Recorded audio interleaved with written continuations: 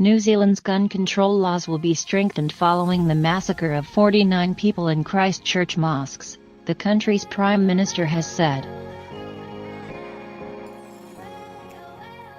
Jacinda Ardern said at a press conference early on Saturday that she would consider banning semi-automatic firearms altogether after the alleged gunmen behind the shootings obtained 5 guns legally. "I can tell you one thing right now, our gun laws will change," said Ardern. "There have been attempts to change our laws in 2005, 2012 and after an inquiry in 2017. Now is the time for change." Ardern said the alleged shooter was found to have used 5 guns that he appeared to legally own under a Category A license obtained in November 2017. He appeared to have begun buying guns the following month, she said. The guns taken from the alleged perpetrator included 2 semi-automatic guns and 2 shotguns, the Prime Minister said. Answering questions from reporters, Ardern said all options to restrict gun violence would be considered.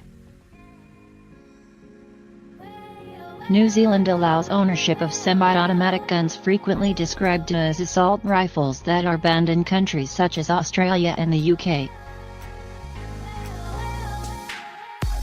Guns can be bought online and anyone aged 16 with an entry-level license can possess them.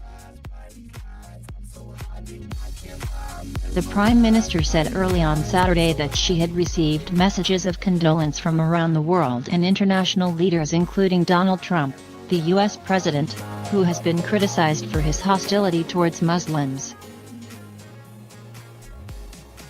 Related, New Zealand gun laws face scrutiny after Christchurch attack. "He very much wished for his condolences to be passed on to New Zealand," said Ardern. He asked what support the US could provide. "My message was sympathy and love for all Muslim communities." Asked how Trump responded, Ardern said, "He acknowledged that and agreed." 4 people were arrested following the attack and 1 was subsequently released. Ardern said that person was an armed member of the public who was trying to help police at the scene. An Australian man in his 20s has been charged with murder and is due to appear in court on Saturday. Ardern followed law enforcement in not naming him or 2 other suspects who were being questioned. Brenton Tarrant, a 28-year-old Australian man, identified himself online as being behind the attack. Ardern described the main suspect as having visited New Zealand sporadically during international travels. "They were not a resident of Christchurch," she said. Investigators were said to be trying to establish whether or not the other 2 people arrested were involved in the attacks.